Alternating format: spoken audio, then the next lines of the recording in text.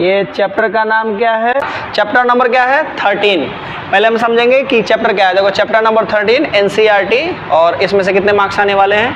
10 marks, है ना। CBSE, जीएसईबी या किसी भी बोर्ड का हो, कितने मार्क्स आएंगे? 10 मार्क्स, लगभग 10 मार्क्स है। सबसे पहला टॉपिक क्या है? पर्यावरण का अर्थ, मीनिंग ऑफ एनवायरनमेंट। पर्यावरण क्या है भाई? पर्यावरण एक वर्ड है, फ्रेंच वर्ड है। कैसा वर्ड है? फ्रेंच वर्ड है, और इसको लिया गया है इनवॉर्निया से। कहाँ से लिया गया? इनवॉर्निया से।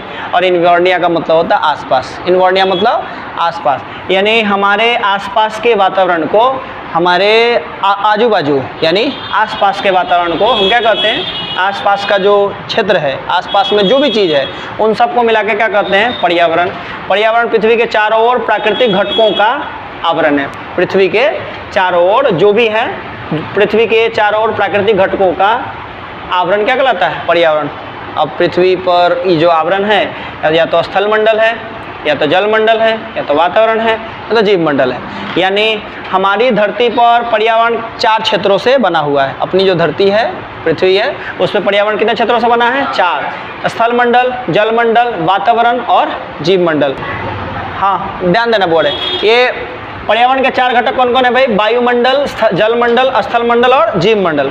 और वायुमंडल मतलब क्या होता है? अंग्रेजी में इसे हम, है ना, एटमॉस्फेयर कहते हैं। जल मंडल को हाइड्रोस्फीयर, और स्थल मंडल को क्या कहते हैं? लिथोस्फीयर, और जीव मंडल को बायोस्फीयर। हम सब बायोस्फीयर में आते हैं, ठीक है। आगे सेकेंड टॉपिक हमारा है इकोसिस्टम। सेकेंड टॉपिक क्या है? इकोसिस्टम। क्या होता है इकोसिस्टम? तो हमारे चारों ओर के परिवेश में जैविक एवं अजैविक घटक, हमारे चारों ओर के जो परिवेश है, हमारे चारों ओर के जो परिवेश है ना, उसमें जैविक घटक है और अजैविक घटक है, एक दूसरे के साथ अंतर संबंध करते हैं, इंटरेक्शन करते हैं। हमारे चारों ओर जैविक घटक भी है, अजैविक घटक, ये दोनों आपस में इंटरेक्शन करते हैं। जैविक घटक अजैविक घटक पे और अजैविक घटक जैविक घटक पे। तो इनके इंटरेक्शन से प्रकृति में क्या होता है? संतुलन, बैलेंस होता है, एक दूसरे पर निर्भर है, और प्रकृति से हमारा जो नेचर है वो बैलेंस होता है ना। इसी तंत्र को पारिस्थितिक तंत्र कहते हैं। इसी तंत्र को क्या कहते हैं? पारिस्थितिक तंत्र, यानी अंग्रेजी में इकोसिस्टम कहते हैं। इकोसिस्टम मतलब एक बायोटिक कंपोनेंट, एक अबायोटिक कंपोनेंट। बायोटिक का मतलब होता है टेम्परेचर, बायोटिक मतलब टेम्परेचर, रेनफॉल, है ना, ये एयर, विंड, इसके बाद सॉइल, उसके बाद मिनरल, खनिज, मिट्टी, वायु, वर्षा, तापमान, इन सबको फेंट दें तो ये कहलाएगा अबायोटिक कंपोनेंट, यानी कि अजैविक घटक। सबको फेंट देंगे तो क्या कहलाएगा? अजैविक घटक, अबायोटिक कंपोनेंट। इसके बाद जैविक घटक में आएगा जानवर, पौधे, मानव, हम सब भी आएंगे जैविक घटक में, जिसे हम अंग्रेजी में बायोटिक कंपोनेंट कहते हैं। क्या कहते हैं? Biotic component. यहाँ तक कोई दिक्कत? आगे बढ़ते हैं, ठीक है, आगे ध्यान दो, है ना। इसके बाद अगला हमारा टॉपिक है, यहाँ से क्वेश्चन आएगा, जो एनसीईआरटी बुक से ही लिया गया है क्वेश्चन। क्वेश्चन क्या है? क्वेश्चन पूछा जाएगा कि how is a garden an ecological system, है ना। मतलब जो बगीचा है वो हमारा इकोलॉजिकल सिस्टम है, क्यों? इकोलॉजिकल सिस्टम मतलब कि पारिस्थितिक तंत्र है, क्यों? तो जवाब देंगे, in the garden there are different types of plant like grass, flowers, trees and animal like frogs, birds, insect, kites, etc. All these creatures interact with each other and establish balance in nature, thus a garden is ecological system। मतलब होता है कि एक बगीचा है, और बगीचा में अनेकों प्रकार के पौधे, जैसे घास है, फूल है ना, पेड़ है एक बगीचा के अंदर। उसके बाद जानवर है, बगीचा में ही मेंढक मिलेंगे, बगीचा में पक्षी चहचहाते हैं, कीड़े मकोड़े भी रहते हैं बगीचा के अंदर, कोई चील भी आ जाता है ना, जानवर, पक्षी भी आ जाती है, कौआ भी, है ना, ये सब। तो ये सारे इस पार्क में इकट्ठा होते हैं, और पार्क में एक दूसरे को क्या करते हैं? बैलेंस करते हैं। कैसे? मेंढक छोटे छोटे कीड़े को खाता है, और अगर कोई छोटे मोटे कीड़े मर गए तो मेंढक उसको खा पाया तो ठीक है, नहीं तो कौआ उसको खा जाएगा, है ना।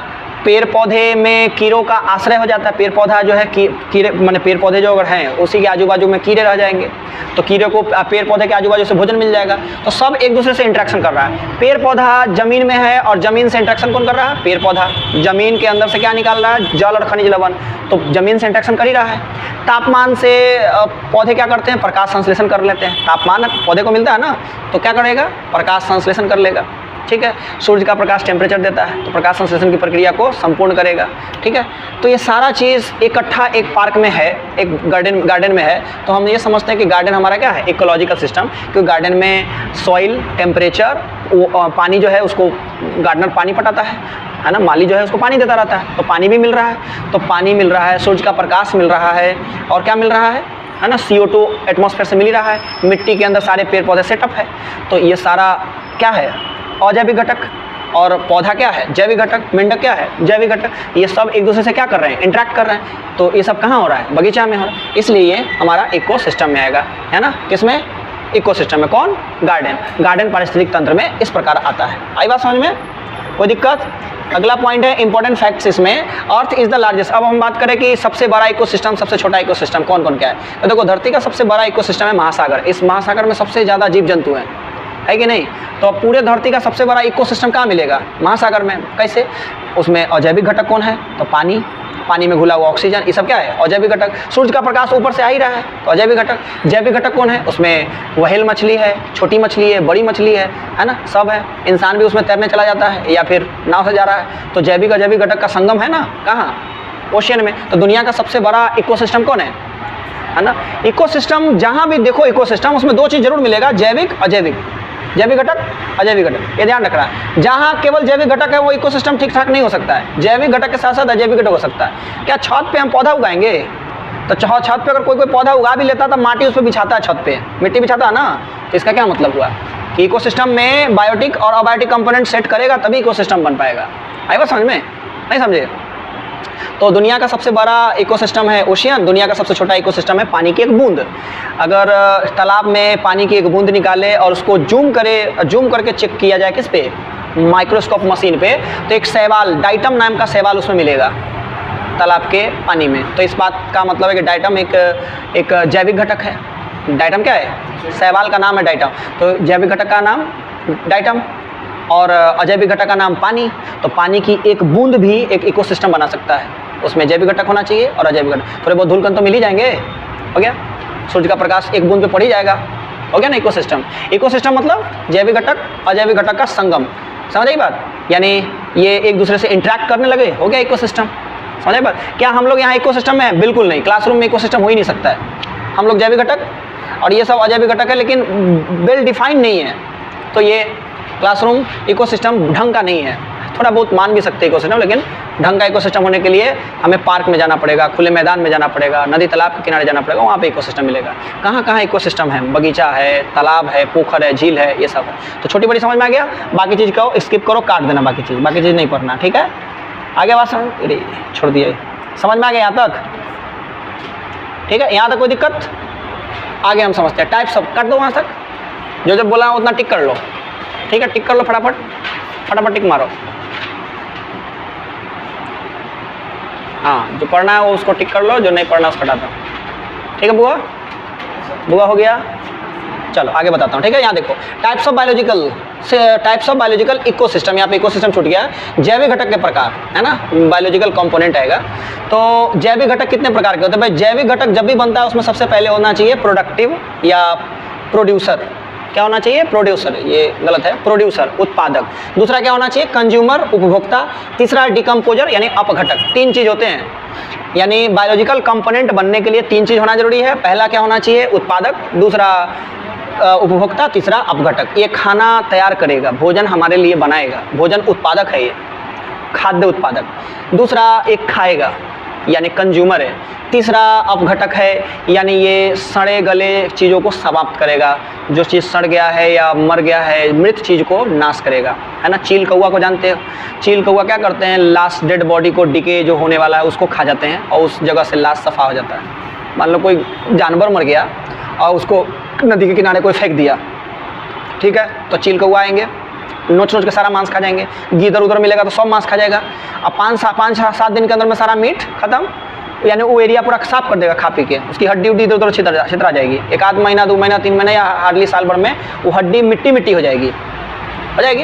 तो इसका मतलब क्या किया? पूरा साफ कर दिया वातावरण को। तो ये डिकम्पोजर होते हैं। कंज्यूमर में हम सब आते हैं, जानवर सब आता है ना? हिरन, गाय, भैंस, ऊँट, ये सब कंज्यूमर में आता है।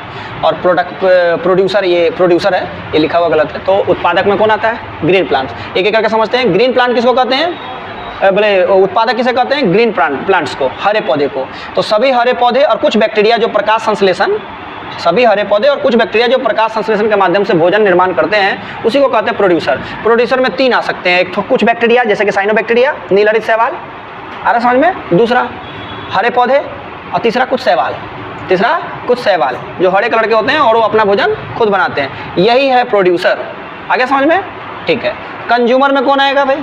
कंज्यूमर मतलब all the organism that depend on green plants are called consumer. Goat, human, है ना, वाइल्ड एनिमल इटीसी, हरे पौधे पर निर्भर रहने वाले सभी जीवों को क्या कहते हैं? उपभोक्ता। डायरेक्टली इनडायरेक्टली जो हरे पौधे पर निर्भर रहते हैं उसे क्या कहते हैं? उपभोक्ता। कंज्यूमर क्या कहता है? कंज्यूमर। अब इसमें भी कैटेगरी बन गई है, एक होता है प्राइमरी कंज्यूमर, एक होता है सेकेंडरी कंज्यूमर, एक होता है टर्शियरी कंज्यूमर। ये सबसे बाहर है, पैरासाइट्स है। हिंदी में समझते हैं। प्राइमरी का मतलब होता है प्राथमिक उपभोक्ता, सेकेंडरी का मतलब होता है द्वितीयक उपभोक्ता, टर्शियरी मतलब तृतीयक उपभोक्ता, और पैरासाइट्स मतलब परजीवी। परजीवी के बारे में हम चैप्टर 5 में पढ़ चुके हैं, राइट। प्राइमरी यानी हर्बीवोरस, जो प्राथमिक उपभोक्ता है वो साग खाता है, यानी कि घास उस खाया, वो हो जाएगा हिरन, बकरी, गाय, भैंस, ये सब आ जाएगा इसमें। सेकेंडरी में कार्निवोरस, यानी केवल प्राइमरी को जो खाएगा वो सेकेंडरी कहलाएगा। जैसे गाय का मीट कौन खा गया? जानवर कोई खा गया। भैंस का मीट कोई जानवर खा गया। गाय भैंस कहीं चर रही है, हिरन कोई चर रही है, कहीं पे हिरन कोई चर रहा है, उसको शिकार कर लिया कौन? शेर ने कर लिया, कोई और जानवर कर लिया, तो वो क्या कहलाएगा? कार्निवोरस। जैसे लायन, टाइगर, लेपर्ड, स्नेक, ये सब क्या है? सेकेंडरी। मेंढक का मीट कौन खा जाता है? सांप। तो सांप किस में आ जाएगा? सेकेंडरी कंज्यूमर में। मेंढक क्या खाता है? मेंढक क्या खाता है? छोटे छोटे कीड़े को खाता है। मेंढक भी एक तरह से क्या है? सेकेंडरी कंज्यूमर में। मेंढक भी क्या आएगा? सेकेंडरी। और सांप भी सेकेंडरी में आएगा, थोड़ा अपर लेवल में आ जाएगा, सेकेंडरी में थोड़ा हाई है। टर्शियरी में कौन आता है? ओमनीवोर्स। हम सब हैं ओमनीवोर्स, है ना, ओम नमः शिवाय, और सब कुछ खाए, यानी सब तरह का चीज़ खाते हैं इंसान, खाते हैं कि नहीं? ओमनीवोरस है, यानी मीट भी खाएगा, है ना, अंडा भी खाएगा, मछली भी खाएगा, दाल भात भी खाएगा, पूरी सब्जी भी खाएगा, सब तरह खाएगा। तो इसमें से ये ओमनीवोरस है। नहीं तो ओमनीवोरस के लिए ट्रिक है ओम नमः शिवाय, सब कुछ खाए वो ओम नमः शिवाय करे, है ना। बाकी लोग तो भाई नॉनवेज खाता ही नहीं है। तो सेकेंडरी में समझ में आ गया, टर्शियरी समझ में आ गया। ओमनीवोरस आता है कैट, बिल्ली दूध भी पीती है, और मछली अगर पका के रख दो साइड में तो मछली चट कर जाएगी, ठीक है। इंसान, भालू, और कौन आएगा? चूहा, सब चूहा अनाज भी खाता है ना, और छोटे मोटे कीड़ों को भी खा जाता है, चींटी, ये सब। पैरासाइट्स किसको कहते हैं? पैरासाइट्स कहते हैं परजीव को, कि एक जीव दूसरे जीव के शरीर में रहकर और उससे पोषण प्राप्त करे, उसे हम क्या कहते हैं? पैरासाइट्स। जैसे लाइस, अमरबेल, लीच, फ्लाई, मॉस्किटो, जूं, अमरबेल, जोंक, मच्छर, मक्खी, ये सब क्या है? कुल मिलाकर दूसरे जीवों पर निर्भर रहता है। मच्छर हम लोग को काट काट के हम लोग से क्या खून चूसता रहता है, बस उसी से जिंदा है वो, तो परजीवी होगा। खटमल भी वैसा ही होता है। माथे में जो ढील होता है जिसे हम जूं कहते हैं, वो भी क्या करता है? माथा को नोच नोच के उसमें से क्या निकलता है? ब्लड, और उसी से उसकी ज़िंदगी चलती है क्या। तो ये सारा चीज़ समझ में आ गया। आगे बढ़ते हैं।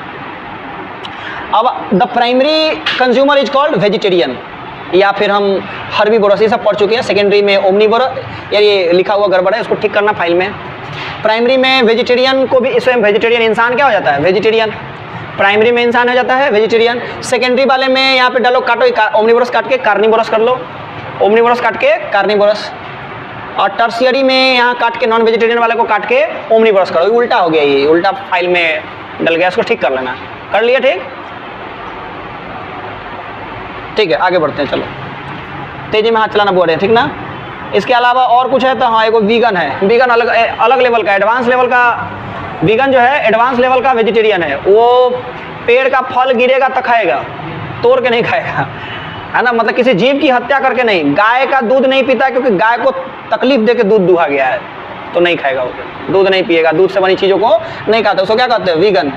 मीट प्रोडक्ट मतलब मिल्क प्रोडक्ट नहीं खाएगा वो, उसे क्या कहते हैं? वीगन कहते हैं, ठीक है। वो सिर्फ, है ना, पौधे को नुकसान नहीं पहुंचना चाहिए, जानवरों को नुकसान नहीं पहुंचना चाहिए, तो जानवरों को नुकसान क्या पहुंच रहा है? खाएगा ही नहीं, तो वीगन है। चलिए, डिकम्पोजर किसको कहते हैं? डिकम्पोजर मतलब अपघटक, है ना। Those organism which eat rotten substances are called decomposer. जो सड़े गले पदार्थों को, मृत पदार्थों को खाए और पोषण करे तो उसे क्या कहते हैं? डिकम्पोजर, यानी कि अपघटक। क्या कहते हैं? अपघटक। इसी का दूसरा नाम है अपमार्जक। जैसे अपमार्जक डिटर्जेंट जिससे हम क्या साफ करते हैं? कपड़े, उसी तरह ये मरे गले सड़े जानवरों को, है ना, मृत जानवरों को खाकर उस एरिया को साफ करता है। इसे हम एनवायरनमेंट का क्लीनिंग एजेंट भी कहते हैं, सफाई कर्मी, पर्यावरण का सफाई कर्मी, अपमार्जक या अपघटक कौन है? ईगल, बाज, क्रो, कौवा, और कौन आएगा? बैक्टीरिया। ये सब सड़े गले चीज़ों को और सड़ा के ख़त्म कर देता है। आ गया समझ में? आगे बढ़ते हैं। इसके बाद अगला टॉपिक है, थर्ड टॉपिक में आएगा आपका food chain and food web. Food chain और फूड वेव।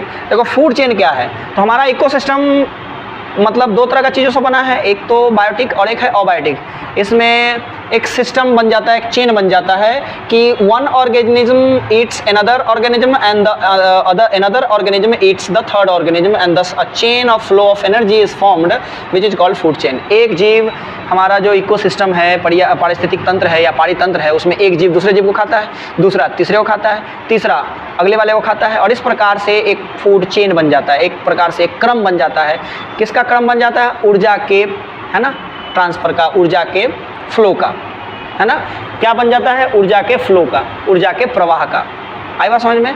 तो इसे हम क्या कहते हैं? फूड चेन कहते हैं। एक जीव दूसरे जीव को खाएगा, दूसरा तीसरे को, तीसरा चौथे को खाएगा। इस प्रकार ऊर्जा के जो प्रवाह होगा, इस प्रवाह को क्या कहते हैं? आहार श्रृंखला। क्या कहते हैं? आहार श्रृंखला।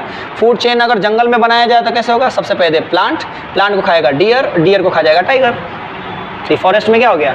Food chain. Food chain in grassland, पहले घास, घास को खाएगा ग्रास हॉपर, ग्रास हॉपर खाएगा, ग्रास हॉपर को खा जाएगा फ्रॉग, फ्रॉग को खा जाएगा स्नेक, स्नेक को खा जाएगा वल्चर। मतलब घास है, घास को कौन खाया? टिड्डा, टिड्डा कौन खाया? मेंढक, मेंढक कौन खा जाएगा? सांप, सांप को कौन खा जाएगा? कौन खा जाएगा?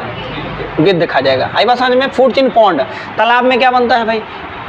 एक्वाटिक ग्रास होता है, यानी जलीय घास होता है। उस घास को कौन खा जाएगा? बिच्छू, स्कॉर्पियन। अब बिच्छू को कौन खा जाएगा? छोटकी मछली, उससे बड़ी मछली, और उससे बड़ी उस मछली को कौन खा जाएगा? क्रेन, यानी कि सारस। यही इमेज आपको यहाँ दिखाया गया है, देखो, है ना, यही दिखाया गया कि नहीं? हाँ, आपके बुक का ही है इमेज, देखो, है ना, दिखाया गया कि नहीं? देखो ये पहला एग्जाम्पल होता है, ये दूसरा, ये तीसरा, है ना। समझ में आया? समुद्री घास है, बिच्छू, बिच्छू के बाद मछली, मछली को कौन खा गया? क्रेन। आगे बात समझ में? कोई दिक्कत परेशानी नहीं? चलिए आगे बढ़ते हैं, ठीक है। चलिए, अब इस प्रकार से ना ये जो चेन बन रहा है, उस चेन में पहला जीव, दूसरा जीव, तीसरा जीव, चौथा जीव, तो ये जीव जो है ना, ये जो ऑर्गेनिज्म है, उसकी चेन बन रही है एनर्जी के फ्लो का। तो सबको एक लेवल बना दिया गया है। क्या बना दिया गया? एक लेवल। उससे एक लेवल तैयार होती है, यानी कि फूड चेन में एक लेवल तैयार हो जाती है, जिसमें ट्रॉफी, इसे हम क्या कहते हैं? Trophic level. सबको एनर्जी मिल रहा है, सबको पोषण मिल रहा है, पोषण सब कर रहा है, तो इसे हम कहते हैं trophic level. The point or level at which energy is transferred from one organism to another is called trophic level. यानी वह बिंदु या वह स्थिति जहाँ पे एक जीव से ऊर्जा दूसरे जीवों को जाता है, ऊर्जा का प्रवाह एक जीव से दूसरे जीव को होता है, उसे हम क्या कहते हैं? ट्रॉफिक लेवल, पोषण स्तर कहते हैं, या पोषी स्तर कहते हैं। और ये पोषी स्तर primary, secondary, tertiary, fourth level तक जाता है, या उससे आगे भी जा सकता है, ठीक है। तो अगर पूछा जाए कि फर्स्ट ट्रॉफिक लेवल अगर फूड चेन में होगा तो सबसे पहले कौन आएगा? ग्रीन प्लांट्स, ये प्रोड्यूसर कहलाते हैं, ये फर्स्ट ट्रॉफिक लेवल है। सेकेंड ट्रॉफिक लेवल में क्या आएगा फूड चेन में? तो हर्बीवोरस। क्या आएगा? हर्बीवोरस सेकेंड में आ जाएगा। थर्ड टॉपिक में क्या आएगा फूड चेन में? हम लोग इंसान खुद ही आ जाएंगे। और फोर्थ ट्रॉपिक लेवल में क्या आएगा? कार्निवोर आएगा। फोर्थ ट्रॉपिक लेवल में कार्निवोर। थर्ड ट्रॉपिक लेवल में हम लोग आते हैं, ध्यान देना यहाँ पे, हम लोग थर्ड ट्रॉपिक लेवल में आते हैं। इसमें आते हैं थर्ड। तो कितने ट्रॉफिक लेवल समझे? 4, first, second, third and fourth. पहला ट्रॉफिक लेवल किसके लिए होगा? पौधा सबके लिए, प्रोड्यूसर के लिए। दूसरा ट्रॉफिक लेवल किसके लिए होगा? तो दूसरा ट्रॉफिक लेवल हर्बीवोर, हिरन दूसरे में आएगा, बकरी आ जाएगी। तीसरा ट्रॉफिक लेवल कौन होगा? ह्यूमन, हम सब मानव। और चौथा किस में आएगा? कार्निवोर। तो 4 ट्रॉफिक लेवल हुआ, ठीक है। तो एनर्जी फ्लो होता है एक से दूसरे की तरफ, ठीक है। समझ आई बात? यहाँ तक कोई दिक्कत? हाँ, चलिए अब इस फोटो को देखिए, ये वाला फोटो को, इस फोटो को देखिए, दिख रहा है ये फोटो? अब इस फोटो में क्या बता रहा है भाई? ये फोटो क्या बताता है? इस फोटो को आप ध्यान से देखेंगे, है ना, ध्यान दो। इस फोटो को अगर आप देखोगे तो ये नीचे कुछ घास है। क्या है? घास। और इस घास को कौन खाया है? तो इस घास को कौन खा रहा है ना? कोई जीव है। क्या, कौन सा जीव है ये? क्या दिख रहा है ये? हाँ, बिच्छू। देखो फोटो में स्पष्ट पता नहीं चल रहा है क्या जानवर है ये। हाँ, बिच्छू जैसा लग रहा है। हाँ, बिच्छुए है, ठीक है। हाँ, ठीक है, ठीक है, समझ गया। देखो देखो, ध्यान दो, ये है समुद्री घास, ठीक है। ध्यान दो, बोले समुद्री घास। और समुद्री घास को कौन खा गया? बिच्छू। अब बिच्छू को कौन खाया है? मछली। अब मछली को कौन खाया है? सारस। और सारस के आजू बाजू कहीं शेर दिखेगा, शेर इसको उड़ा देगा। आ गया? इधर समझ में आ गया? इधर का देखो, अब यहाँ इधर ध्यान दो, पेड़ पौधा को कौन खाएगा? बकरी। अब बकरी अगर के नज़दीक शेर मिल गया, बाघ मिल गया, इसको भी खा जाएगा। इधर से भी खा लिया, इधर से भी खा लिया, भरपेट हो गया, इसका नाश्ता और खाना दोनों हो गया ना। अब देखो, ये कुछ पौधे हैं, है ना, ये कुछ पौधे हैं, और इस पौधे को कौन खाता है? तो छोटे मोटे कीड़े।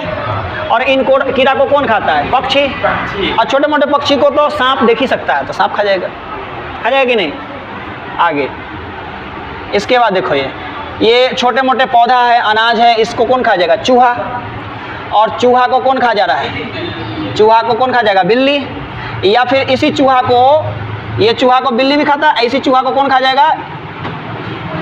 उल्लू खा जाएगा, इसी चूहा को उल्लू खाएगा। अच्छा, सांप इधर वाला देखो, यहाँ पे देखो, ये छोटे मोटे पौधा है ना, यही पौधा यहाँ दिया गया है। इन पौधा से ध्यान दो, इन पौधा को कौन खाता है? मेंढक। और इस मेंढक जो है, इस मेंढक को कौन खा जाता है? सांप। और सांप अगर नज़र में आ जाएगा मोर के, तो मोर इसको खा जाएगा। इस प्रकार हम देख रहे हैं कि कई सारे फूड चेन एक नेट बना रहा है, जाल बना रहा है। कई सारा फूड चेन देख रहे हैं, तो कई सारे फूड चेन है ना, इस प्रकार से जाल जैसा संरचना बनाए, तो इसे हम आहार जाल कहते हैं, फूड वेब कहते हैं। क्या कहते हैं? Food web. यानी एक श्रृंखला बना, ऊर्जा का एक प्रवाह का सीरीज बना, एक सीरीज बना, तो हम उसे आहार श्रृंखला कहते हैं। और कई सारे श्रृंखला मिला के एक आहार जाल का निर्माण करता है। आगे बात समझ में? ठीक है। तो ये आहार से इधर वाला क्या है? आहार श्रृंखला का फोटो है, और इधर ये आहार श्रृंखला, ये वाला आहार श्रृंखला का फोटो है, और इधर कई सारे आहार श्रृंखला है, तो इसे आहार जाल कहते हैं। बोले कभी कभी एग्जाम करना अलग अलग ट्रेंड है। कभी आपको एक फ़ोटो दे देगा, आप कहेगा एक्सप्लेन करो इसको कि क्या है ये। इस फोटो को ध्यान से देखो, इस फोटो को आप ध्यान से देखोगे तो सबसे नीचे क्या है? सनलाइट है। सनलाइट के बाद क्या है? प्रोड्यूसर है। प्रोड्यूसर के बाद क्या है? हर्बीवोर है। हर्बीवोर के बाद क्या है? कार्निवोर है। और कार्निवोर के बाद क्या है? टॉप कार्निवोर है। यानी सनलाइट है, ये क्या है? सनलाइट है ना। सनलाइट मतलब सूर्य का प्रकाश है ना। सनलाइट मतलब, एक मिनट रुक जाओ। हाँ जी, नहीं वो उसका 10:30 तक जाएगा जी। अजीब आदमी, मतलब एक बार चढ़ के कंप्लेंट तो कर लेते हैं, अब वो छुट्टियों का चाहिए उनको, टाइम से छुट्टी कैसे मिलेगा? पागल कर देगा यहाँ के गार्जियन से। ठीक है, समझ में आ गया ये? हाँ, तो sunlight, producer, herbivore, carnivore, top carnivore, समझ में आ गया? तो ये सूर्य का रोशनी किसको मिला? उत्पादक को। और उत्पादक जो एनर्जी बनाया, उसका एनर्जी किस में गया? हर्बीवोर को। यानी ये उत्पादक मतलब कौन? पेड़ पौधा। और हर्बीवोर मतलब इसको खाने वाला कौन है? हिरन और अन्य जानवर। इसके बाद इसको कौन खा जाएगा? इसके पेड़ पौधे की पत्तियाँ छोटे मोटे जानवर खा जाएगा, और छोटे मोटे जानवर को बड़े जानवर खा जाएंगे। जैसे मान लो कि छोटे मोटे घास ये सबको खा जाता है, मान लो मेंढक खा लिया, और मेंढक को कोई और जानवर खा गया, सांप वगैरह खा लिया, तो टॉप कार्निवोर में आ जाएगा, है ना। मान लो छोटे मोटे खरगोश है, खरगोश को शेर खा लिया। खरगोश मान लो कि साग की पत्तियाँ खाई, और उसको खरगोश को, ये खरगोश है ना, ये हर्बीवोर है, और इसको खा लिया कौन? इसको खा लिया मतलब छोटा, मान के चलो खरगोश को कोई खा गया, कुत्ता टाइप का, कुत्ता को बड़का कोई जानवर शेर उड़ खा लिया, तब समझ लो ये हिसाब किताब हो जाएगा, ये टॉप कार्निवोर में आ जाएगा। ठीक है, तो इसका बोला जाएगा एक्सप्लेन करो, तो ये एक्सप्लेन सामने किया हुआ है ना। क्या लिखा हुआ है? What is an energy flow diagram. ये क्या है? ऊर्जा प्रवाह आरेख। ये फोटो है ऊर्जा प्रवाह आरेख। ये क्या है? ऊर्जा प्रवाह आरेख। यानी diagram that depicts the flow of energy is called energy flow diagram. ऊर्जा के प्रवाह को बताने वाले आरेख को क्या कहते हैं? ऊर्जा प्रवाह आरेख कहते हैं। An energy flow diagram makes two things clear. ऊर्जा प्रवाह आरेख से दो बातें स्पष्ट होती है। पहली बात कि ये यूनिडायरेक्शनल है। क्या है? यूनिडायरेक्शनल। पहली बात क्या है कि ये ऊर्जा का प्रवाह एक दिशीय है, मतलब एक दिशा में है। ध्यान दो, एक दिशा का मतलब हो गया सूर्य से एनर्जी हरे पौधे को मिला, हरा पौधा क्या सूर्य को एनर्जी देगा? नहीं देगा। और अगर हरा पौधा में, है ना, हरा पौधा से जो पत्तियां तैयार हो गई है उसको खा जाता है कौन? हिरन। क्या हिरन वापस से हरे पौधे की पत्तियां को वापस लौटाएगा? बिल्कुल नहीं। और इसको खा जाता है कोई जानवर, तो क्या वो जानवर इसको वापस निकल के वो उल्टी कर देगा? नहीं, जैसा था जानवर वैसा नहीं होगा, वापस एनर्जी का फ्लो नहीं हो सकता। एनर्जी का फ्लो इधर से इधर हो रहा है, रिटर्न नहीं आ रहा है। रिटर्न आ रहा है? नहीं आ रहा है। तो इसका मतलब क्या हुआ? हमें यह समझ में आ गया कि ऊर्जा का प्रवाह एक दिशा में होती है। स्वपोषी जीवों को ग्रहण कर सौर ऊर्जा वापस नहीं लौटाती। स्वपोषी जो मतलब ये प्रोड्यूसर एनर्जी लिया तो वापस नहीं लौटाया, और जो शाकाहारी है ये इसको खाया तो इसको एनर्जी वापस नहीं लौटाया, है ना। तो यानी ये आगे की ओर बढ़ती है, पीछे की तरफ वापस नहीं आती है। दूसरी बात क्या स्पष्ट हुई? तो दूसरी बात यह स्पष्ट होती है कि जो ट्रॉपिक लेवल है उसकी जो एनर्जी है वो हर ट्रॉपिक लेवल पर घटती जाती है। हर ट्रॉपिक लेवल पर क्या होती है? एनर्जी घटती है। सूर्य का प्रकाश बहुत ऊर्जा लेता है, बहुत ऊर्जा रखता है। उसके बाद उसका 1-8% एनर्जी जाता है किसको? पौधे को, पेड़ पौधे को। उसका कुछ एनर्जी का हिस्सा, है ना, 1-8% एनर्जी लिया, और उसका लगभग कुछ एनर्जी ही वो यूज़ कर पाता है पौधा। और उस पौधा का 10% एनर्जी अगले जीव में जाता है, अगला जीव का फिर 10% एनर्जी अगले जीव में जाता है, तो ये एनर्जी धीरे धीरे बढ़ रहा है। जैसे अगर हम किसी जानवर से एनर्जी ले रहे हैं, मान लो किसी जानवर से ऊर्जा ले रहे हैं, तो उसके शरीर से जो हमने ऊर्जा लिया, मान लो हमने उससे 10% एनर्जी, मैंने कुछ एनर्जी लिया, 10% छोड़ो, मान लो कि हमने कुछ एनर्जी लिया, तो हमारे शरीर में उसके द्वारा लिया गया एनर्जी सब यूज होगा? तो नहीं, हमारे द्वारा जो भी मैंने किसी चीज़ को खा के हम जो एनर्जी लेंगे उसमें मैक्सिमम एनर्जी हम अपने शरीर पर खर्चा करेंगे, जैसे श्वसन करने में, पाचन करने में, चलने में, काम करने में। और मात्र सब काम को अगर काट दें तो लगभग लोग हमारे पास ना अंत में देखेंगे तो 90% खपत हो गया, 10% हमारे शरीर को बनाया हो। चावल दाल रोटी सब्जी खा लिए जो पेड़ पौधा से निकलता है, और उससे हमने एनर्जी बनाया, तो 90% एनर्जी हम आज के आज खर्च कर डाले, नहीं खर्च कर डाले काम करने में, बहुत सारा जो घर का काम है, पाचन का काम है, चलने का काम है, लिखने का काम है, सोचने का काम है, सब काम करने के बाद 10% एनर्जी हमारे शरीर को लगता है, हमारा शरीर डेवलप होता है, बस 10%। तो इस तरह से ये 10% ही एनर्जी का फ्लो होता है। यहाँ से एक क्वेश्चन आएगा, है ना, कुछ how do some harmful chemicals, है ना, inadvertently enter our bodies through the food chain, कुछ हानिकारक रसायन अनजाने में खाद्य श्रृंखला के माध्यम से हमारे शरीर में कैसे प्रवेश कर जाते हैं, है ना। ये बड़ा VVI क्वेश्चन है। इसी क्वेश्चन को घुमा के दूसरे तरीके से पूछा जा सकता है कि व्हाट इज बायोलॉजिकल मैग्निफिकेशन। ये तो दोनों क्वेश्चन का आंसर एक ही है, समझो यहाँ पे क्या है मामला। देखो ये क्वेश्चन है, तो पहली बात ये होता है कि हमें मालूम है कि जितना भी फसल है, फसल जो किसान तैयार करते हैं, उसको बचाने के लिए, कीट से बचाने के लिए, कीट के लिए उसमें पेस्टिसाइड वगैरह यूज़ करते हैं, इंसेक्टिसाइड यूज़ करते हैं। समझ में आ रहा है एक बात? कीटनाशकों को मारने के लिए खेत में क्या छिड़ते हैं? थाइमस वगैरह छिड़ते हैं, दवाई छिड़ते हैं। पौधा के ग्रोथ के लिए भी खाद वगैरह, दवाई वगैरह छिड़ते हैं। वो सारा केमिकल कहाँ जाता है? किस में जाता है? पौधे के जड़ में। कुछ अगर बारिश हुई तो मिट्टी के साथ बह के वो तालाब में बह जाएगा, और कुछ पौधा के जड़ में चला जाएगा, जल में मिक्स होकर वो पौधा उसको खींच लेगा। अब वो चीज़ हम अगर पौधा का वो सामान अगर खाएंगे, मतलब पौधे का पत्ती खाएंगे, पौधे का फल खाएंगे, पौधे से मान लो मूली खाएं, गाजर खाए, सब्जी खाए, अनाज खाए, तो उसी माध्यम से, आहार श्रृंखला के माध्यम से हमारे शरीर में आ जाएगा। और अगर वो पानी में चला गया है तो पानी में किसके पास पहुँच गया है? मछली के पास, तालाब में पहुंच गया अगर बह के, तो कहाँ चला गया? मछली के पास। मछली खा जाएगी, और मछली को जो खाएगा उसके शरीर में चला जाएगा। इस प्रकार जो है वो जो मतलब कीटनाशक है, रासायनिक चीज़ है, उनका एक पोषण से दूसरे पोषण स्तर तक उसका प्रवाह हो जा रहा है, नहीं हो जा रहा है? उस केमिकल का भी इफेक्ट जा रहा है कि नहीं इंसान में, आहार श्रृंखला के माध्यम से। इसी घटना को बायोमैग्निफिकेशन कहते हैं। क्या कहते हैं? बायोमैग्निफिकेशन। ये घटना है ना, इसी प्रकार से होती रहती है बराबर। आई बात समझ में? कुछ नोटेबल पॉइंट समझो। यहाँ पे क्या है कि the level varies at different level of an ecosystem. It increases continuously from bottom to the top, reaching the highest level such as human or eagle. पारितंत्र के विभिन्न स्तरों पर इनका स्तर अलग अलग होता है। बायोलॉजिकल मैग्निफिकेशन है, जैव आवर्धन का जो सिस्टम है, वही केमिकल ट्रांसफर होने वाला जो सिस्टम, वो सभी पोषण स्तर पे अलग अलग होता है। सभी पोषण स्तर पे क्या होता है? अलग। सबसे कम प्रभाव पौधे को पड़ता है। जो पौधा एनर्जी ले रहा है ना, रसायन केमिकल खींच रहा है जल से, जल के द्वारा खनिज लवण में मिक्स करके, उसका असर कम होगा, उसको कम होगा। और उसके बाद धीरे धीरे जब नीचे से ऊपर बढ़ेगा तो उच्चतम स्तर पर इंसान और बाज आता है। हम सब ऊपर आते हैं, उत्पादक के बाद, है ना, आगे बढ़ेंगे तो प्राथमिक उपभोक्ता, फिर द्वितीयक उपभोक्ता, तो वहाँ पे हम लोग आते हैं। तो जब ऊपर जैसे जैसे लेवल ऊपर अप होगा, वहाँ पे ज़्यादा नुकसान होगा। जब एनर्जी आ रही है पौधे से तो हमें 10% मिल रहा है, लेकिन जो रासायनिक चीज़ों का समावेश हो, रासायनिक चीज़ अगर हमें पौधा से मिल रहा है तो 90% मिल जा रहा है। समझ बात? उसका प्रभाव कितना पड़ रहा है? 90%। एनर्जी के मामले में 10% आ रहा है ना। आई बात समझ में? तो अलग अलग लेवल है ना। सबसे कम प्रोड्यूसर पे, ये प्राइमरी कंज्यूमर मीडियम, और हायर कंज्यूमर में सबसे ज़्यादा। सबसे अधिक किसमें होता है? कार्निवोरस, अपेक्स प्रीडेटर, जो मांसाहारी है, उन पे सबसे ज़्यादा होता है। समझ आई बात? ठीक है, आगे बढ़ते हैं। ठीक है, एग्जाम्पल तो जैसे DDT, झील में DDT क्या है? केमिकल है।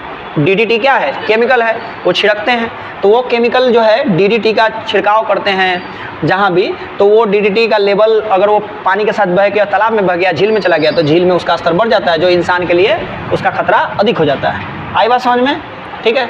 जैव आवर्धन का सबसे अधिक प्रभाव खाद्य श्रृंखला के सर्वोच्च उपभोक्ता जैसे मनुष्य और पक्षी पर पड़ता है। ये कभी कभी सवाल फिलअप्स में आ जाएगा। ये सेम क्वेश्चन था, तो इसलिए या तो क्वेश्चन वैसा आएगा या तो क्वेश्चन ऐसा। दोनों के आंसर लिखा हुआ है, बस आपको रट लेने। BVI है, यहाँ तक स्टार मार्क मार लो फटाफट, यहाँ तक स्टार मार्क फटाफट मार लो। ये दोनों क्वेश्चन आपके लिए जरूरी है, दोनों क्वेश्चन आ सकता है। ठीक है, आएगा 4 मार्क्स दे के जाएगा, ठीक है, या इसमें से कट पीस काट के निकालेगा क्वेश्चन, है ना, ध्यान रखना। अगला है लिंडमान स्टेटमेंट। क्या था लिंडमान स्टेटमेंट? यानी लिंडमान एक साइंटिस्ट था और उसका कहना था कि जो एनर्जी का फ्लो है वो 10% होता है। यानी लिंडमान ने 10% ऊर्जा प्रवाह के नियम को बताया था। कितना? 10% ऊर्जा प्रवाह के नियम को। लिंडमान के अनुसार उनका कहना था कि ऊर्जा का सर्वाधिक प्रवाह उत्पादक में होता है और इसलिए उनकी आयु सबसे अधिक होती है। इन धरती पर सबसे ज़्यादा दिन जीवित रहने वाला जो जीव है वो है पौधा, पेड़। देखते हो इंसान की पीढ़ी 2-3 पीढ़ी निकल जाती है, एक पेड़ बढ़ा जाता है कि नहीं? तो पेड़ सबसे ज़्यादा क्यों जीते हैं? क्योंकि उसमें ऊर्जा का प्रवाह सबसे ज़्यादा होता है। और उसके बाद धीरे धीरे जब हम ऊपर की ओर जाते हैं तब मनुष्य तक ऊर्जा का प्रवाह काफ़ी कम होता है, इसलिए मनुष्य कम दिन जीते हैं। आई बात समझ में? ये बातें हैं, ठीक है।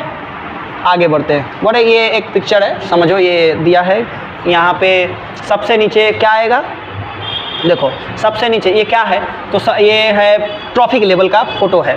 सबसे नीचे पहला फर्स्ट ट्रॉफिक लेवल में प्रोड्यूसर है, सेकंड में प्राइमरी कंज्यूमर है, सेकेंडरी कंज्यूमर है, टर्शियरी कंज्यूमर है ना। प्रोड्यूसर हरे पेड़ पौधे, प्राइमरी कंज्यूमर शेर, क्या बोल रहा हूँ, प्राइमरी कंज्यूमर में वही आएगा घास खाने वाले जीव या पेड़ पौधे खाने वाले जीव, जैसे कि बकरी आएगा, हिरन आएगा, ये सब। इसके बाद सेकेंडरी कंज्यूमर में कौन आएगा? सेकेंडरी कंज्यूमर में कार्निवोर्स आएंगे। कौन आएंगे? कार्निवोर। और टर्शियरी वाले में कौन आएंगे? टर्शियरी वाले में वो ये इसमें आएगा कार्निवोर, टर्शियरी वाले में हम लोग आएंगे। क्या उल्टा है, ध्यान रखना, ठीक है। आगे बात समझ में नहीं? अच्छा, अब यहाँ से सवाल है कि in the terrestrial ecosystem green plants absorb about 1% of energy of sunlight falling on their leaves and convert it into food energy. स्थलीय पारिस्थितिक तंत्र में हरे पौधे अपनी पत्तियों पर पड़ने वाले सूर्य के प्रकाश की लगभग 1% ऊर्जा को ग्रहण करते हैं। कितना परसेंट? 1%। यानी हरे पौधे सूर्य से कितना एनर्जी ग्रहण करते हैं? 1%, ठीक है। एक बात ये हो गई, ये लिंडमान के कहने के हिसाब से। दूसरा, जब प्राथमिक उपभोक्ता हरे पौधे को खाते हैं तो ऊर्जा का एक बड़ा हिस्सा ऊष्मा के रूप में पर्यावरण में नष्ट हो जाता है ना। जब प्राथमिक उपभोक्ता हरे पौधे को खाएंगे तो बड़ी मात्रा ऊष्मा के रूप में पर्यावरण में नष्ट हो जाता है। कुछ हिस्सा उनको भोजन पचाने में लग जाता है, कुछ भागते हैं, चलते हैं, कार्य करते हैं, उसमें नष्ट हो जाता है, और कुछ एनर्जी उनके ग्रोथ में लग जाता है, प्रजनन में उपयोग होता है, बच्चे देते हैं, जो जानवर है वो बच्चे देते हैं। तो फाइनली खाए गए भोजन का लगभग 10% हिस्सा उनके शरीर में रह जाता है। जैसे कि कोई हिरन है तो पौधे से जो भी चीज़ खाया है वो 90% तो यूज़ कर लिया, 90% यूज हो गया पाचन में, काम करने में, ग्रोथ करने में, उनके बच्चे हुए प्रजनन में, वो सारा ऊर्जा लगा लिए जितना भी वो भोजन पौधे से प्राप्त किए हैं उनका, और 10% उनके शरीर में रह जाता है। अब ये हिरन को जो मार के खाएगा उसको बॉडी में कितना एनर्जी जाएगा? 10%, ठीक है। और फिर वो 10% एनर्जी जब उसके लिए मान के चलो 100% बनेगी तो वो भी ऐसा ही काम करेगा, खाएगा, पचाएगा, दौड़ेगा, भागेगा, सब काम करेगा, और उसके पास भी उसके शरीर में कितना लगेगा उसका एनर्जी? 10%। इसे कहते हैं 10% ऊर्जा का प्रवाह। किसने दिया था? लिंडमान ने। आई बात समझ में? ये सारा चीज़ आपको सेम ही है। IMP क्वेश्चन यहाँ पे है, ये IMP क्वेश्चन है, यहाँ टिक कर लेना। 10% ऊर्जा प्रवाह का नियम अभी पढ़ लिए हो, टिक कर लेना, फटाफट कर लिए, फटाफट टिक करते जाओ। टेक्सटुअल क्वेश्चन है, पेज नंबर 212, या नया किताब में थोड़ा पेज नंबर का आगे पीछे होगा, देख लेना। कोसी स्तर अभी समझे थे, ट्रॉफिक लेवल, ये ऐसे क्वेश्चन आ सकता है, यदि आया तो लिख देना। इसके बाद NCERT क्वेश्चन है, what is the role of decomposer in ecosystem? ये समझिए, है ना। हमारे इकोसिस्टम में डिकम्पोजर भी है ना। डिकम्पोजर किसको कहते हैं? चील कौआ को कहते हैं, बैक्टीरिया सबको क्या कहते हैं? डिकम्पोजर। जो सड़े गले चीज़ों को और सराए, मृत चीज़ों को खा के नष्ट करे या सरा दे, उसी को क्या कहते हैं? डिकम्पोजर, है ना। तो following are the roles of decomposer in the ecosystem, यानी रोल क्या है, भूमिका क्या है? तो पहला, they act as environmental cleaning agent, वे पर्यावरण की सफाई कर्मी कहलाते हैं।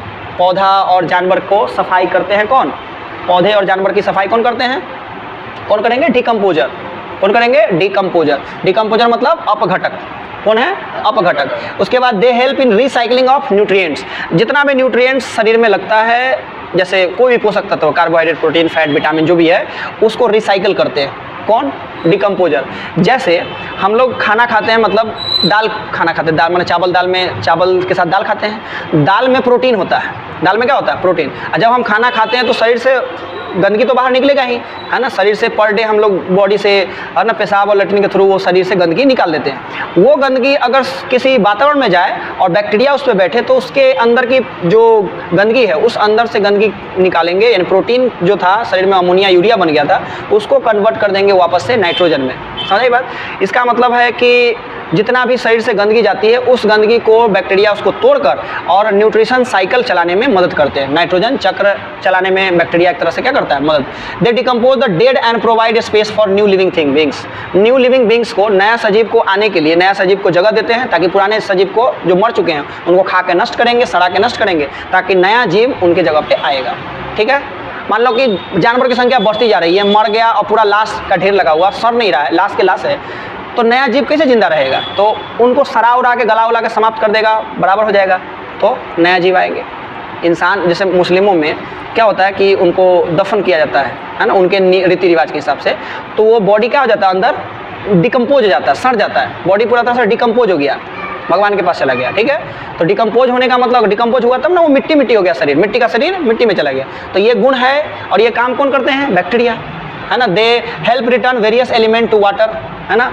पानी में बहुत सारे जो है ना एलिमेंट है, तत्व है ना, मिट्टी में, वायु में, उसको वापस से रिटर्न करते हैं, वापस करते हैं, भेजते हैं। ठीक है, तो ये सारा काम कौन करता है? डिकम्पोजर। ये है डिकम्पोजर का रोल। अगला सवाल, what would happen if we killed all organism at one trophic level. अगर एक ऑर्गेनिज्म ट्रॉफिक लेवल पे मारते हैं तो सारे ट्रॉफिक लेवल में क्या आएगा? दिक्कत आएगी। If we kill all the organism in one trophic level the supply of food to the next level, है ना, विल स्टॉप। एक लेवल में एक जानवर को मारते हैं तो नेक्स्ट लेवल में एनर्जी की सप्लाई रुक जाएगी। जैसे अगर हम घास को समाप्त कर दे तो घास पे जिंदा रहने वाला जीव मर जाएंगे। अब घास पे जिंदा रहने वाला जीव मर गया तो शेर मर जाएगा, जैसे हिरण को मार के खाने वाला है उसको भोजन नहीं मिलेगा, तो ये सारा ट्रॉफिक लेवल गड़बड़ हो जाएगा। तो इसी चीज़ को यहाँ लिखा हुआ है, ये सारे सवाल आपको पढ़ लेना, ये छोड़ना नहीं है। तीनों क्वेश्चन को स्टार करो, है ना, हाँ, ये तीनों क्वेश्चन को। अगला है आखिरी टॉपिक है, बड़े अब खत्म करते हैं, 5 मिनट 7 मिनट और देख लो। Effect of human activities on environment. मानव गतिविधियों का पर्यावरण पर क्या प्रभाव पड़ता है? भाई मानव गतिविधियों पर पर्यावरण पर सीधा प्रभाव पड़ता है, क्योंकि मानव जब तक जिंदा रहेंगे कचरा फैलाएंगे, गार्बेज कचरा रहेगा, गाड़ी वाला आया कचरा निकाल, ये सिस्टम चलता रहेगा जब तक मानव जिंदा है तब तक। ठीक है, तो गार्बेज जो है हमारे एनवायरनमेंट में है। दूसरा है ओजोन लेयर डिप्लीशन हुआ है। तो ये दो बातें हम समझेंगे, फटाफट समझे। गार्बेज क्या है, कचरा क्या है? भाई जो चीज़ हमारे काम का नहीं है और उसे हम फेंकने के लिए तैयार रहते हैं उसे क्या कहते हैं? गार्बेज, कचरा कहते हैं। और कचरा दो तरह का होता है, बायोडिग्रेडेबल, नॉन बायोडिग्रेडेबल। एक चीज़ जो सड़ जाए और एक जो न सड़े। सड़ना मतलब सड़ गल के खत्म हो जाए और एक नहीं सड़े।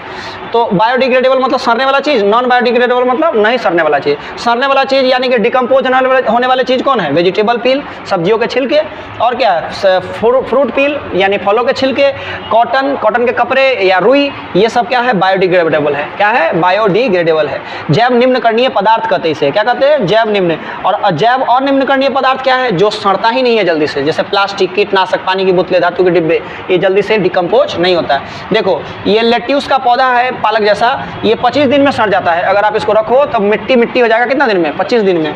लेकिन एक बोतल है, एक बैटरी है, इसको सड़ने में 100 साल लगेगा। कितना साल? 100 साल। 100 साल हम जिंदा भी नहीं रहेंगे और ये सड़ेगा भी नहीं, है ना। ग्लास का जो बोतल है, हम लोग ग्लास बोतल, कांच का बोतल खरीदते हैं, अगर उसको सड़ना हो तो कह नहीं सकते कब तक सड़ेगा, कब तक सड़ेगा, कह नहीं सकते। रिसाइकिल करना पड़ जाएगा, रिसाइकिल करते लोग, कह नहीं सकते कि कब तक सड़ेगा। उसके बाद जो प्लास्टिक की बोतलें हैं जिसमें हम लोग पानी पीते हैं और रंग बिरंगा बोतलें बाजार में बिकता है, इसको सड़ने में कितना साल लगेगा? 450 साल, खत्म ही नहीं होगा। कितना साल लगेगा? 450। 50 साल लगेगा टीन के केन को सड़ने में। टीन का जो केन है, मिठाई उठाई पैक होता है, 50 साल लगेगा। हमारे कॉटन के जो कपड़े हैं 5 महीना में सड़ जाएगा। बच्चा का जो डाइपर है, बच्चा से डाइपर यूज़ करते हैं, माताएं करती हैं ना यूज, 450 साल लगेगा सड़ने में। सोचो 1-2 दिन में नहीं, ये सड़ने में कितना टाइम लगेगा? 450 साल। तो बहुत ज़्यादा टाइम लेता है। सिगरेट जो पी के कोई फेंक देता है 5 साल में सड़ता है। सिगरेट के जो पैकेट है, ये जो है ना डिब्बा, ये सिगरेट 5 साल लगेगा इसको सड़ने में। नायलन का कोई रस्सी वगैरह है, इसको लगता है कितना? 40 साल सड़ने में। सोचो ये सारे बायोडिग्रेडेबल है कि नॉन बायोडिग्रेडेबल है? नॉन बायोडिग यानी कि जैव अनिम्न करने, जल्दी से सड़ेगा ही नहीं, सड़ेगा जल्दी से, तो ये हमारे पर्यावरण के लिए ठीक नहीं है। इसलिए इनकी रिसाइकिल होना जरूरी है, जो कि किया भी जा रहा है। आगे समझ में? NCERT IMP क्वेश्चन है, why are some substances biodegradable and some non biodegradable. जो जल्दी से सड़ जाते हैं वो इसलिए बायोडिग्रेडेबल है, जो जल्दी से नहीं सड़ते हैं नॉन बायोडिग्रेडेबल है। बाकी आंसर आपको खुद से पढ़ने हैं, ये आप पढ़ लेना। है ना। अब ओजोन के बारे में थोड़ा समझ लेते हैं। देखो बोले ये धरती है और धरती के बाद पहला लेयर जो होता है धरती का वायुमंडल का पहला परत, उसे हम कहते हैं ट्रोपोस्फीयर, क्षोभ मंडल। दूसरा परत होता है स्ट्रेटोस्फीयर, जिसे हम क्या कहते हैं, समताप मंडल। इसी समताप मंडल में जो कि 15 से 50 किलोमीटर के बीच का है, हमारे धरती से 15 से 50 किलोमीटर के बीच का जो जगह है, वायु का जो जगह है, उसे हम समताप मंडल कहते हैं। और समताप मंडल में एक गैस पाई जाती है ओजोन। बाकी आपको नहीं समझना, इतने समझो। यानी ओजोन कहाँ पाई जाती है, समताप मंडल में, 15 से 50 किलोमीटर के ऊंचाई के बीच में। धरती से 15 किलोमीटर ऊपर उठो और उससे ऊपर 50, उसी के बीच में क्या मिलेगा, ओजोन गैस। कौन सी गैस मिलेगी, ओजोन गैस। और ये गैस हमारे लिए अच्छा भी है, हमारे लिए बुरा भी है। अच्छा और बुरा अपने अपने जगह पे है। क्यों, देखो ओजोन गैस जो है ना, ये बेसिकली किससे बना है, ओजोन गैस बना है 3 ऑक्सीजन से। ओजोन गैस किससे बना है, 3 ऑक्सीजन से। तो पूछा जाएगा पहला चीज कि व्हाट इज ओजोन, तो क्या बोलेंगे, ozone O3 is a molecule formed by 3 atom of oxygen. यानी ओजोन जो है O3 ऑक्सीजन के 3 परमाणुओं से मिलकर बना होता है ना। इट इज डेडली पॉइजन, ये जो है ना डेडली पॉइजन है। क्या है, ये डेडली पॉइजन है, मतलब जहरीला चीज होता है। क्या होता है, जहरीला चीज होता है, जानलेवा जहर है। यह पृथ्वी की सतह को सूर्य से परावैंगनी, है ना, सूर्य से परावैंगनी यूवी विकिरण से हमें बचाता है। पहला काम हमें बचाता है, तो ये हमारे लिए तो ठीक है ना। नुकसान देगा बाद में वो बताते हैं, तो उसके हिसाब से ये नुकसानदेह भी है। लेकिन पहला काम हमें पृथ्वी पर सूर्य की यूवी किरणें को आने नहीं देता। सूर्य की जो यूवी किरणें हैं अगर पहुंच गई तो क्या होगा, बहुत दिक्कत हो जाएगा। ये सन है और ये अपनी धरती है और यहाँ पे एक ओजोन की परत है। जब ये आती है तो सूर्य की यूवी किरण आती है, UVA, UVB, UVC, अलग अलग किरणें आती है। जो किरणें अच्छी है, जैसे ये किरणें आई, एक ये किरणें आई और एक ये किरणें, इन तीनों किरणों में UVC किरण हमारे लिए अगर ठीक नहीं है तो इसको नहीं पहुंचने देती है। बाकी तो पहुंचती है और हमारे शरीर के लिए ठीक है, और एक नहीं पहुंचती है ना। तो UVC जो है हमारे लिए ठीक नहीं है, यानी अल्ट्रावायलेट किरण हमारे लिए ठीक नहीं है। जो हमारे पास अगर आए तो हमें कैंसर और तरह तरह के बीमारी से ग्रसित करेगा। आई बात समझ में। तो ओजोन हमें ये तो मालूम चल गया। ओजोन कैसे बनी भाई, ऑक्सीजन के परमाणुओं से बनी, है ना। ओजोन कैसे बनी, ऑक्सीजन। यानी पूछा जाएगा ओजोन कैसे बनी, तो वायुमंडल के उच्च स्तर पर ओजोन UV विकिरण का एक उत्पाद है। उच्च ऊर्जा UV ऑक्सीजन के कुछ अणुओं को मुक्त ऑक्सीजन में विभाजित कर देती है और ये परमाणु फिर ऑक्सीजन अणु के साथ मिलकर ओजोन बनाते हैं। यानी पहला काम ऑक्सीजन में रिएक्शन किया UV, ऑक्सीजन है और UV ने ऑक्सीजन को तोड़ा तो ऑक्सीजन अलग अलग O बन गया। फिर कोई ऑक्सीजन में ये सटेगा, यानी एगो O अब कोई ऑक्सीजन में रिएक्शन कर लेगा तो बनाएगा O3। इस प्रकार ओजोन का निर्माण होता है। यानी ऑक्सीजन है और ऊपर से क्या आया, UV, ऑक्सीजन को तोड़ दिया तो O हो गया, और नीचे एक और ऑक्सीजन है O2, आई ऊपर टूटा था O, तो O2 से O जुड़ गया, हो गया O3। इस प्रकार से ओजोन का निर्माण होता है। अब साल 1980 में अमेरिका में पता लगाया गया कि ओजोन लेयर का डिप्लीशन हुआ है, ओजोन लेयर टूट गया है। 1980 में इसके बारे में जानकारी मिली थी। तो 1987 में यूनाइटेड नेशन एनवायरनमेंट प्रोग्राम है, एक संस्था है UNEP, उसने एक मीटिंग लिया और उस मीटिंग में बताया कि हम लोग को फ्रिज, रेफ्रिजरेटर और एरोसोल यूज होने वाली जो चीज़ें हैं उसमें हम CFC, क्लोरोफ्लोरोकार्बन को कम यूज़ करें, तब जाके हमारे जो ओजोन परत जो क्या हो गई है, डिप्लीशन हो गया है, क्षय हो गया है, उसको भरपाई किया जा सकता है। नहीं तो अगर ओजोन परत और कटता जाएगा, ओजोन परत और नष्ट होता जाएगा तो जो भी UV किरणें हैं वो कहाँ आ जाएगी, धरती पर, और कैंसर जैसी खतरनाक बीमारी से हम ग्रसित हो सकते हैं। तो ये धरती के लिए ठीक नहीं है ना। तो ओजोन, यही सवाल बन जाएगा कि what is ozone layer depletion, तो बोलेंगे ozone is a molecule formed by 3 atom of oxygen, है ना। It is a deadly poison due to use of synthetic chemicals, its layer has been damaged, this is called ozone layer, है ना, depletion. Hindi में क्या बोलेंगे, हिंदी में बोलेंगे कि ओजोन परत का क्षरण क्या है। ओजोन O3 ऑक्सीजन के 3 परमाणुओं से मिलकर बना होता है। यह एक जानलेवा जहर है, यदि हमें नुकसान पहुंचाए तो। दूसरी तरफ सिंथेटिक रसायनों के प्रयोग से इसकी परत क्षतिग्रस्त हो गई है, इसे ओजोन परत का क्षरण कहा जाता है। ये पता कब लगाया, 1980 में। अब बाद में प्रोग्राम क्या किया गया, 1980 में प्रोग्राम लिया गया कि भाई फ्रिज व्रिज में CFC का प्रयोग बंद करो, AC में CFC का प्रयोग बंद करो, कम करो या बंद करो, ये CFC फ्री फ्रिज बनाओ या रेफ्रिजरेटर बनाओ, ऐसा। इसके